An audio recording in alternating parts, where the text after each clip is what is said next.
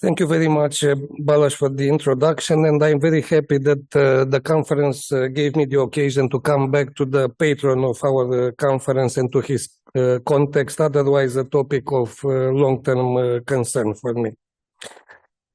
In two lectures hosted by the Romanian Academy and delivered in 1929, The Rationalist and the Historical Conceptions of Culture, respectively 1933, The Influence of Hegel in Romanian Culture,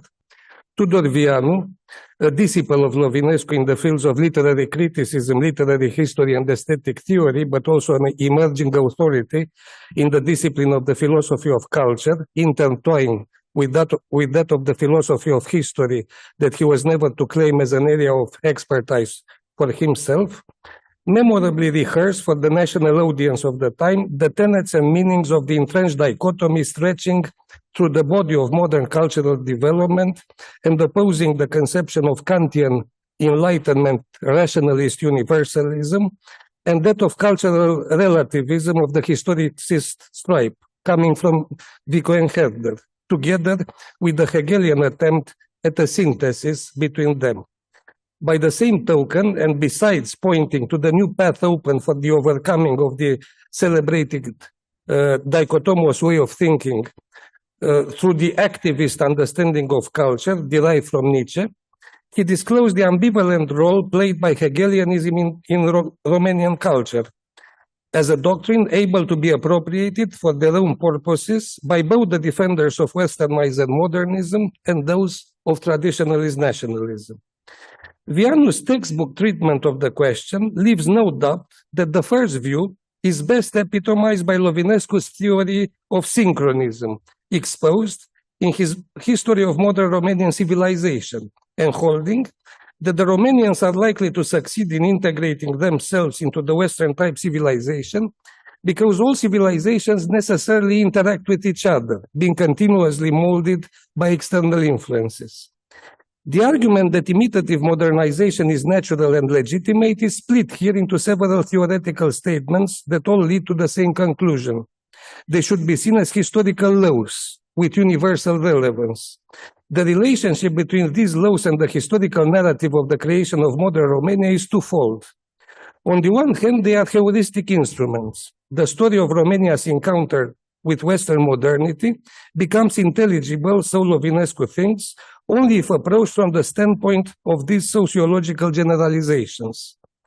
On the other hand, the record of Romanian history is itself scrutinized in order to compile empirical evidence supporting the same generalizations.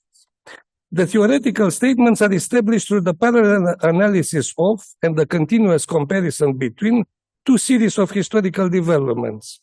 First, the process of Romanian modernization, studied in detail, and second, a kaleidoscopic collection of facts and phenomena picked up quite randomly, one might add,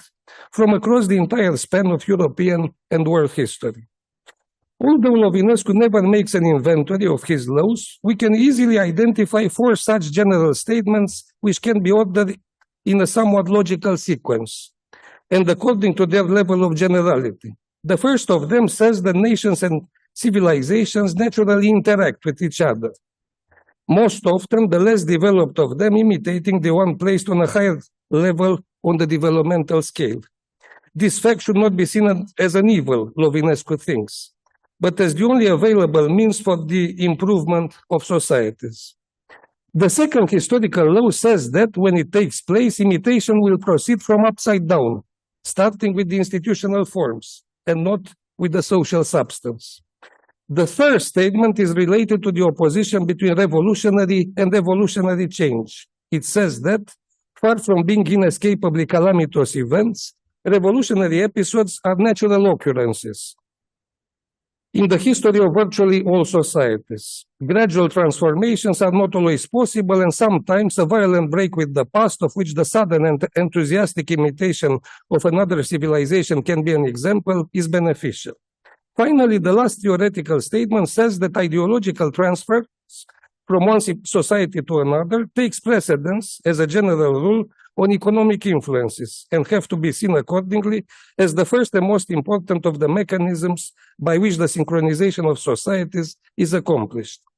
In other words, Westernization is legitimate because there are no such things as unchanging national essences, irreconcilable to each other, which cannot be fused together into a functional synthesis.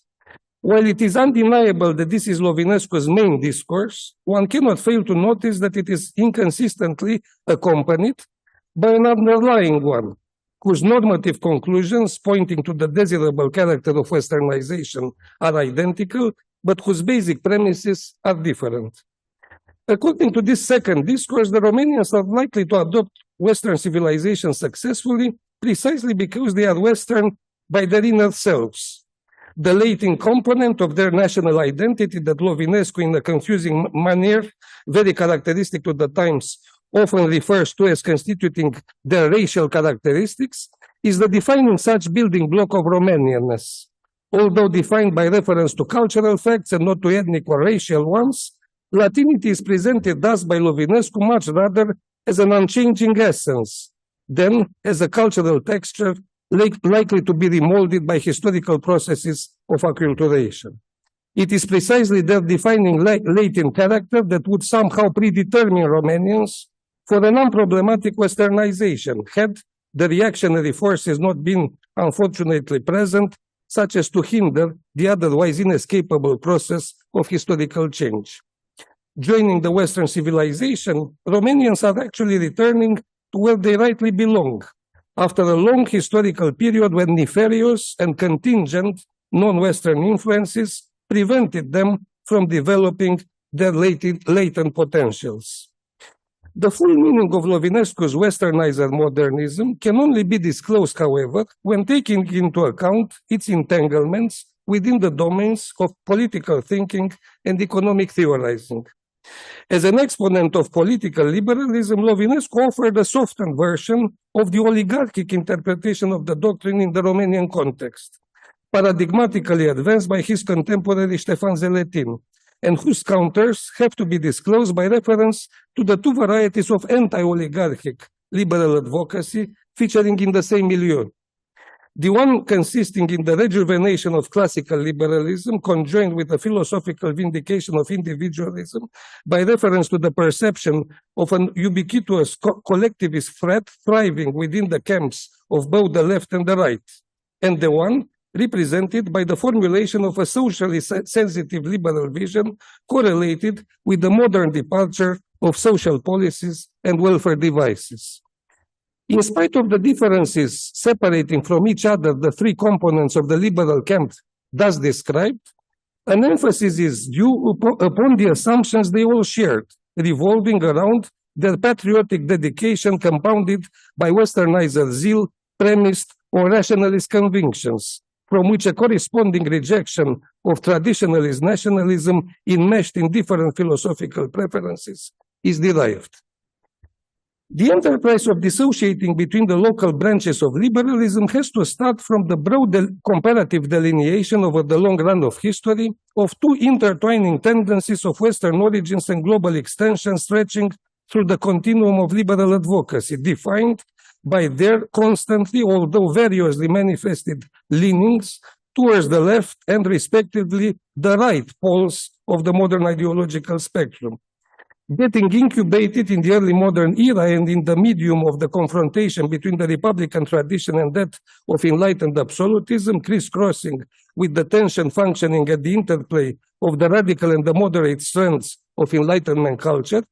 the liberal languages in question then develop multiple idioms in successive settings. From the time of the radical democratic surge nourished by the memory of Jacobinism and pitted against the spirit of circumspection towards revolutionary ventures prevailing in Congress of Vienna, Europe, to the recently rejuvenated debate opposing the promoters of Keynesian policies and those of neoliberalism. It emerges that this twofold classification of liberal stances can only be appropriately employed by reference to pre-communist Romania when acknowledging that the local ideological views and conceptions of development which best fit into the tradition disclosed feature here in the guise of minority discourses pertaining much rather to the domain of opposition politics and lingering in the condition of chronic marginalization, despite intermingling for sure with the mainstream segment of social and political life and taking inroads into the sphere of power. They have to be depicted as such when related to that embodiment of liberalism which enjoyed a dominant status in the national environment. Placed further to the right than the Romanian individualistically based participant to the pedigree of the Hayekian-style liberal wisdom, mostly focused on praising unhindered entrepreneurship and the liberty of trade, this last type of liberalism was always ready and eager to favor the ideals of collective betterment endangered by the combined constraints of geopolitical and structural underdevelopment at the cost of thwarting the requirements of legalism, the demands of popular sovereignty, and the safeguards of free individual pursuits by appealing on a quasi-permanent basis to an insidious mixture of oligarchic rule and economic interventionism.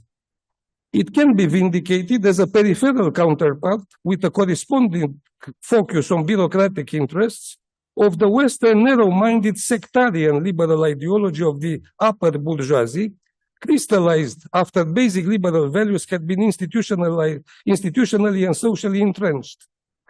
coming to be adopted quasi-consensually by all parts of the political spectrum. The incongruence between the pleading for free trade principles advanced by this reigning discourse of the time and the blatant realities of a growing monopolist economy increasingly controlled by banking cartels and indebted to state-driven policies of imperialist expansion, contributing heavily to the rise of the left-wing offshoot of classical liberalism by way of reaction.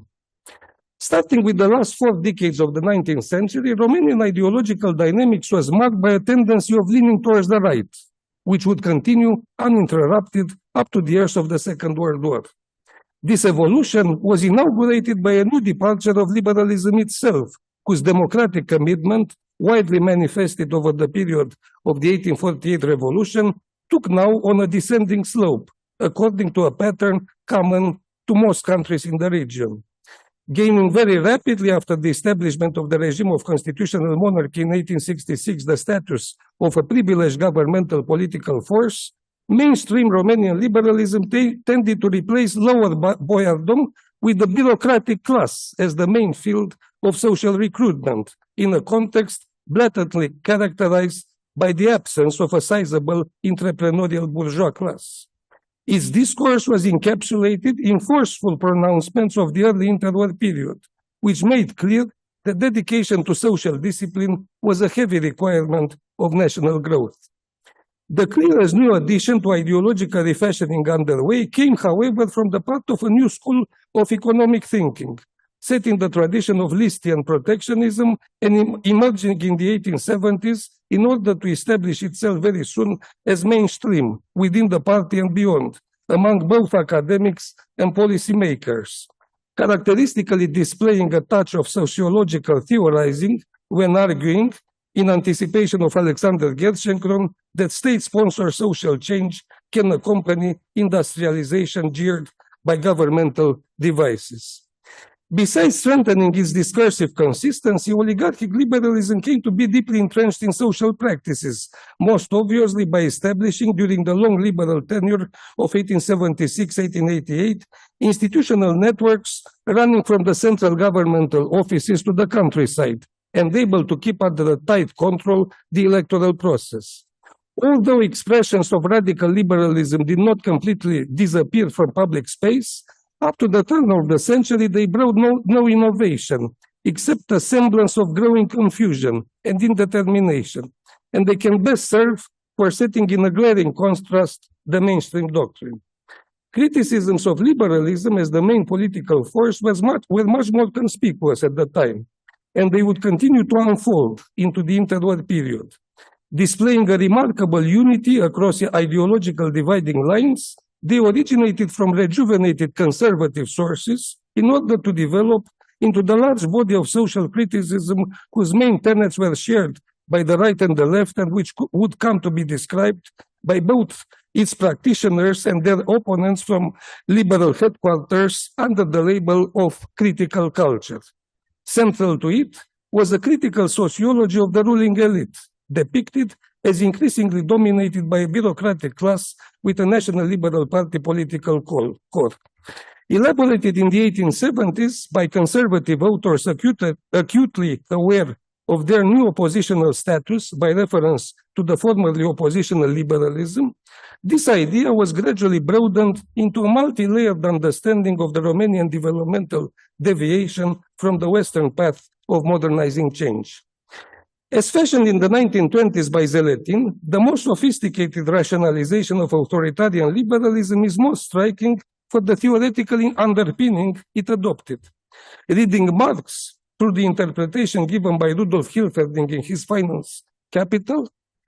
the Romanian theorists drew from him arguments against the central statements of the local critical sociology with regard to the nature of capitalist modernization, characterizing this one as the replica of a previous stage in the Western economic and social evolution. It was by such means that, accepted the by then generally shared description of Romanian oligarchic system as valid, Zeletin justified its existence as a 19th century re-embodiment on the periphery of Europe of those 17th and 18th century institutional arrangements of monarchical absolutism which had enabled the most advanced states of the continent to pass through the first mercantilist stage in the evolution of capitalism. Under the facade of liberal parliamentarism adopted as an international requirement of civilized public life,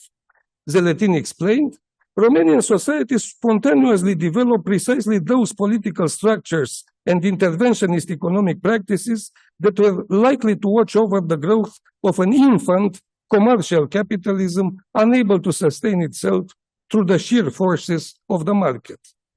While relying on Marx in order to argue that the much abused idea of the disjunction between forms and substance in Romania was just the conventional wisdom imposed by a deplorable dilettante sociology, as the modern institutional forms were indeed placed on the firm foundations of an economic capitalist substance belonging to the commercial and mercantilist variety,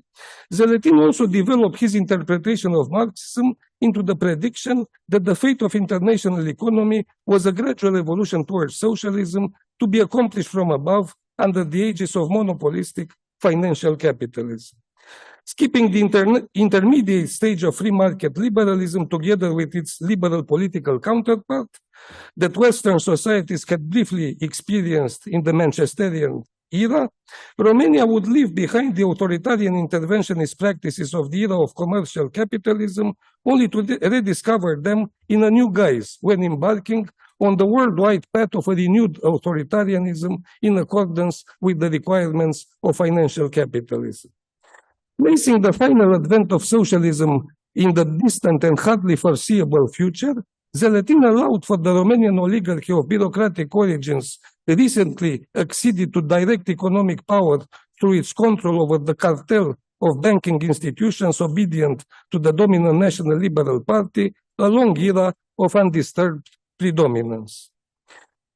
Radical democratic liberalism of the 1848 era had subscribed to the doctrine of free trade, perceived as a prerequisite for maintaining and consolidating the Western connection, but in fact, playing at the hands of boyar cereal exporting interests.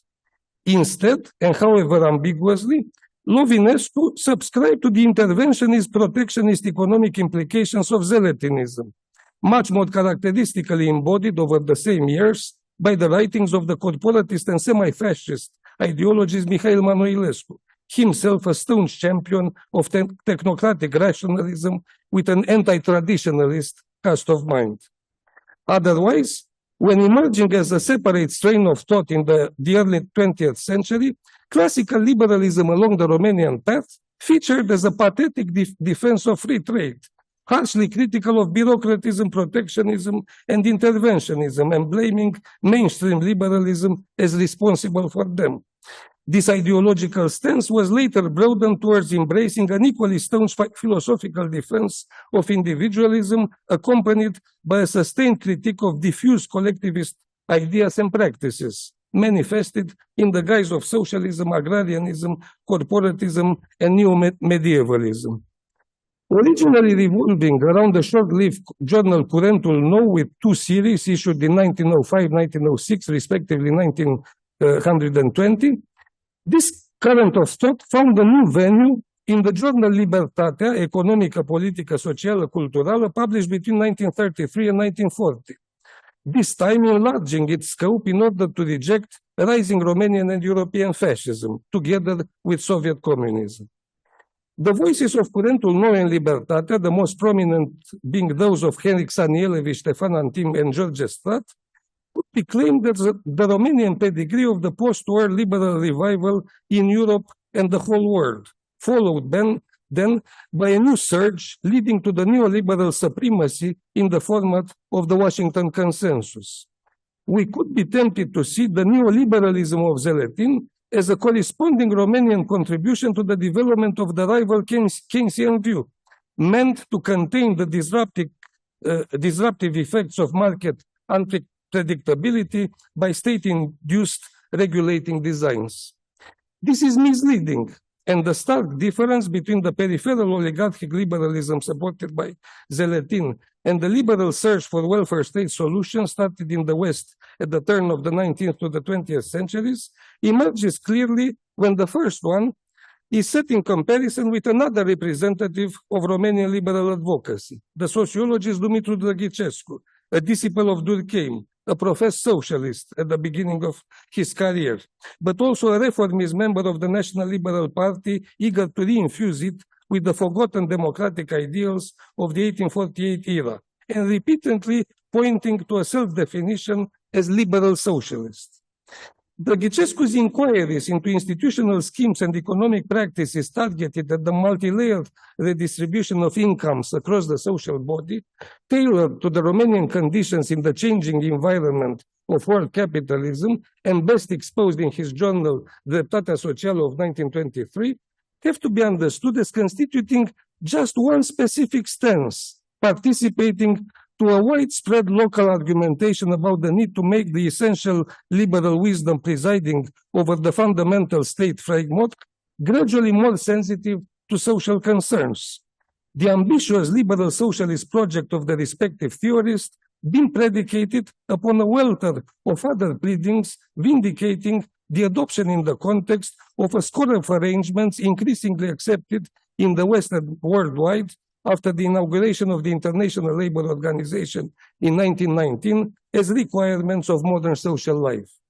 This is testimony to the widely changing connections established between the liberal Westernist stance and the dilemma of free enterprise and free trade versus interventionism and closure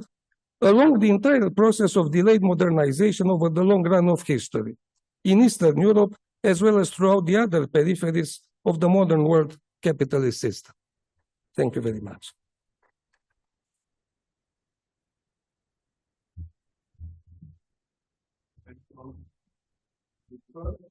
Now we are moving